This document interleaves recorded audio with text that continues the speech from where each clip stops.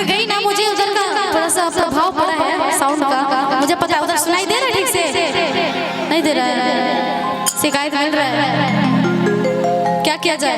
Sound घुमा दिया जाए, घुमा दीजिए, घुमा दीजिए। अभी वो लोग एंजॉय नहीं कर पाएगा, घुमा दिए, घूम तो गया, अभी भी आवाज नहीं आ रहा है। तो बिना माइक के गाएं? ठीक है, मैं ऐसे गाती हूँ, थोड़ा सा कोऑपरेट कीजिएगा, कीजिएगा।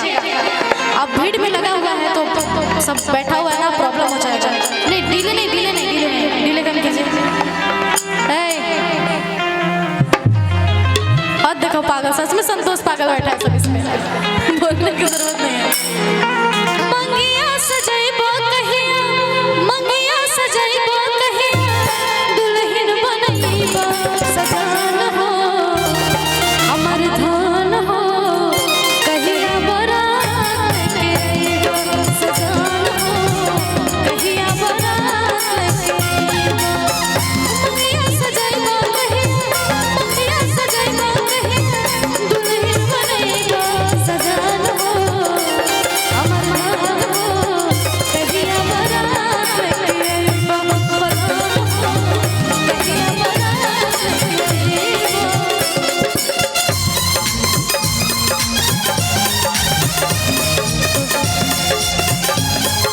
भैया भैया भैया भैया, मौका नहीं जाने देना, एकदम चढ़े रह जाए गाने पे।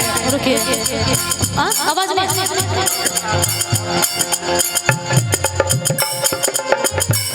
और मैं थोड़ा सा तारीफ करना चाहती हूँ उन लोग के लिए। आइए भैया, 2 मिनट, मीठा मीठा कोड वही रहेगा, ठीक है? आ जाइए, आगे बाबू, अब भी आओ बाबू। बाबू बोलने दिक्कत नहीं होता है, लोग यहाँ बॉयफ्रेंड को बाबू बोलता है, मैं सबको बाबू बोलती हूँ। आपका नाम? रूबी। और आपका? सुस्मिता। अच्छा, आप लोग सुन रहे हैं मेरी बात? कौन कौन सुन रहा है?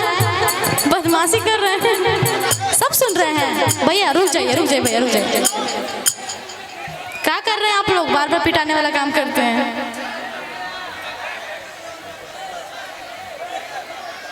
मैं गाऊं कि चली जाऊं?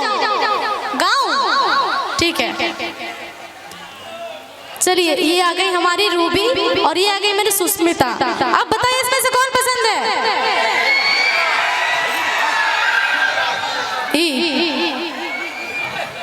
हरिहर वाली, बुल्लू वाली, ये मैं मेरे तो निष्ठा को पसंद है सबको।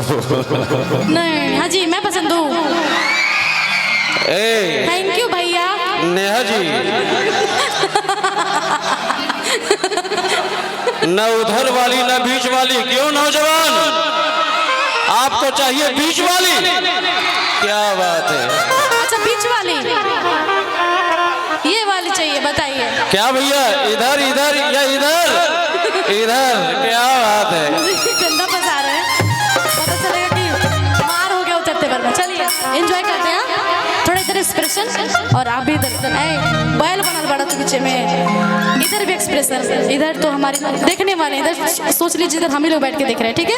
चलिए। हमरे खातिर तोहरा के दुनिया में भेजोले बाड़े, हमरे खातिर भगवान बड़ी फुर्सत से तोहरा के बनोले बाड़े, भगवान बड़ी फुर्सत से तोहरा के बनोले बाड़े। हमरे खातिर तोहरा के दुनिया में भेजोले बाड़े, हमरे खातिर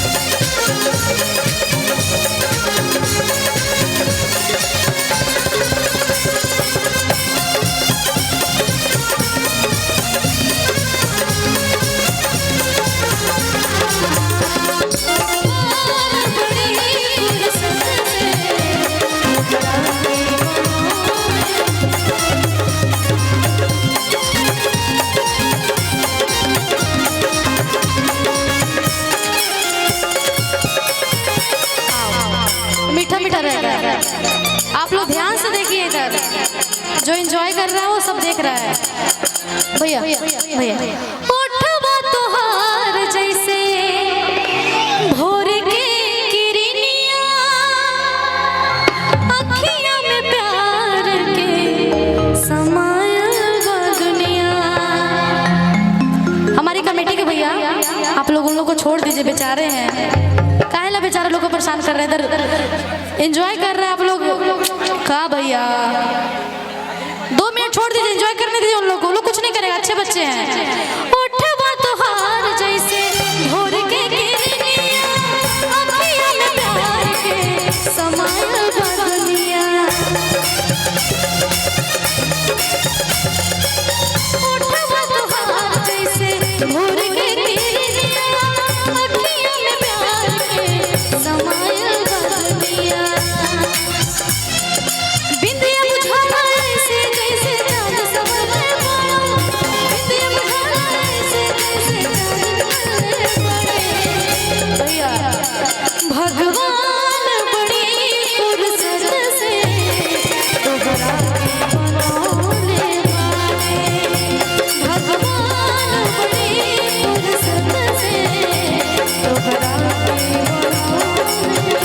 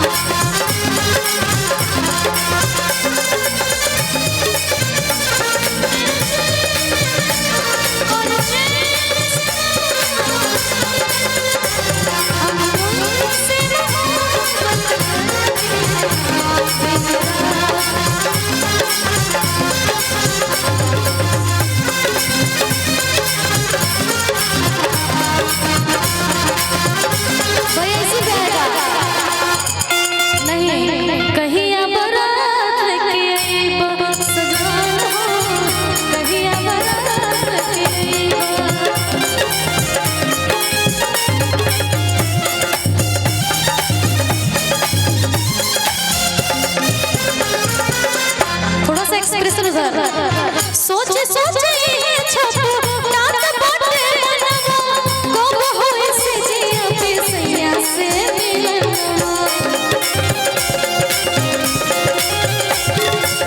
सोचे सोचे ये छप रात बाटे मनवा, कब होए से जिया पे सैया से मिलनवा।